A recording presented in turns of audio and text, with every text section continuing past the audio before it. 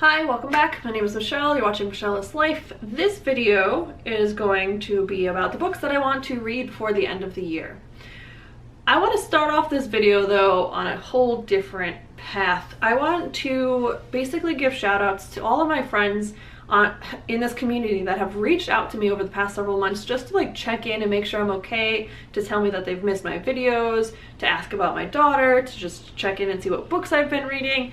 This community has always been phenomenal, and the reason why I'm making these videos, this is my third one, so I've already posted two before this one, but I really need to give a shout out to my friend Josh from Literary Gladiators. I've given him a shout out many times in a lot of my videos, but he deserves it. He is a wonderful human being. His channel is phenomenal.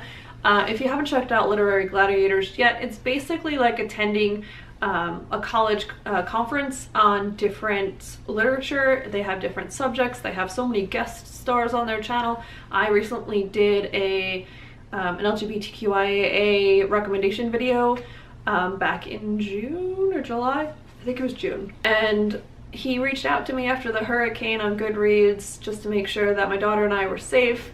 You know, he checked in to see how I was doing and whether or not I was reading, and he said he missed my channel, and it really inspired me to come back on here. It really inspired me to get back into watching the videos again and just reading in general. We have a future buddy read coming up again, so I checked through the Man Booker list that was just shortlisted, and so that gave me more inspiration of books I want to add to my TBR before the end of the year, and that's why I'm making this video. So thanks, Josh. I also want to give a shout out to Karen over at A Simple Cup of Tea. She checks in on me all the time, and she is just the sweetest person I've never met. And I love her channel. She's a creator who started at the same time as I did, but obviously she's been more present than I have been lately, and they're really great. I love her personality. It's always so optimistic and upbeat, and all of her videos are cute and quirky, and I absolutely love her. So all of these people will be linked down below for you to go check out and check them out. The other person is Michelle from her channel Mishmash. She checked on me a couple of times too, and I've always loved her channel and appreciated her opinion on all of her books that she reads. So a lot of these are also brought up because she's mentioned them in the past, and I want to read them before the end of the year. The next person I wanted to give a shout out to is Sylvia from Wish Fulfillment. She even contacted me on my birthday, and she sent me a birthday present, and she's just one of my favorite voices here on YouTube. I think a lot of people can agree with me on that one. I definitely look forward to binging a lot of her videos that I've missed out on for the last couple of months. And I just really appreciate her as a person, as a booktuber, and as a friend. And then Stephanie from That's What She Read, she also reached out to me a couple of times. I think on Mother's Day she reached out, and a couple other times this year, and I really appreciated all of those moments as well. I really value her opinion on books and the clear, concise way that she reviews books. She's also just a phenomenal person, so I had to mention her. And then of course my main ladies, Jody and Let's Book About It. Jody has an Instagram and a blog called That One Girl Who Reads, and then my friend Beth, a lot of you know her as Let's Book About It. She has a blog and an Instagram, and of course I'll link all of these wonderful people down below. So the point of this video, other than telling you guys how much I appreciate my friends here on BookTube, is to tell you the books that I want to finish before the end of the year. Prior to this video, I filmed a 5-star prediction video, which is pretty much 5 books that I want to read this year and that I also think I will give 5 stars. So I'm just going to list those really quick so that you don't have to hear about them again. They included Jennifer Egan's Visit from the Goon Squad, The Interestings by Meg Wolitzer, A Closed and Common Orbit by Becky Chambers, The Shadow of the Wind by Carlos Ruiz Zafón, and then lastly was The Wise Man's Fear by Patrick Rothfuss. So those are 5 books that I think I'm going to give 5 stars to. And then these are books that I would just like to finish before the end of the year. I'm not sure whether they'll be 5-star reads or not, but I want to have them on my read pile before 2018. That's insane. But we're already in September, so it's pretty close, guys, especially since I only read 7 books this year. So 5 plus I have another 5 more in here. That's 10 books. That's a good amount for only reading 7 books this year. I gotta pick up the pace. The first one I would like to mention is The Hero of Ages. This is the 3rd book in the Mistborn trilogy. I really want to finish the series. I love this series. Brandon Sanderson's world building is phenomenal. I know I keep using that word. I love his writing. I love his action scenes. I've said this before when I talk about his work.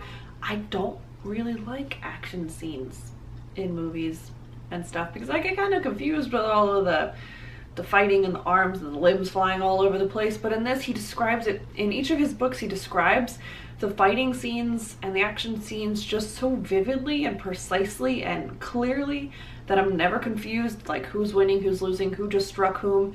And it's really darn good. So I'm looking forward to seeing how this one ends and just wrapping up what's going on with these characters. I started this at the end of last year and I got to page 252, so it's like a little over half a book that I have to finish. But I'm hoping to finally finish it before the end of the year.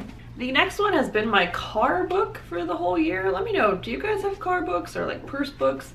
So I only read it when I'm in the car, and so while I was dating, I would get to my dates early and I would read my book because, I mean, it's part of the appeal, right? I'm sitting there on a bench reading a book before the date, whatever. Anyway, and that book is Danielle Mengestu? I don't think I pronounced that right. All Our Names. I bought this at a flea market because it's just, one, the cover's gorgeous, and 2, it just sounded really interesting. It's about 2 boys. Well, the book starts off with 2 boys named Isaac, and they're hanging out on a college campus in Uganda. They're originally from a smaller tribe right outside, but due to a lot of revolutionary groups that are popping up and a lot of people who are fighting against the current government and the crazy shenanigans that the government is currently imposing and enforcing upon, you know, just everybody living in that area, it's just a really fascinating look in what's going on. I don't remember what time period it was. That would be helpful, right? I don't know if they've even mentioned it. But anyway, so Isaac meets Isaac, and they kind of start their own peaceful, quiet revolution on the campus, though neither of them attend the college. Our main character, our main Isaac, who goes by Langston for a while, just to differentiate, winds up just kind of following along with the other Isaac and whatever crazy revolutionary ideas the other Isaac has. And then every other chapter is from a different character whose name is Helen. And Helen is basically a caseworker who works with Isaac when he comes to the US. The thing is that Isaac hasn't really told her his history, and I'm hoping to slowly unweave, and I hope she gets filled in soon because they wind up falling for each other, and they have a very strange but realistically dark romance.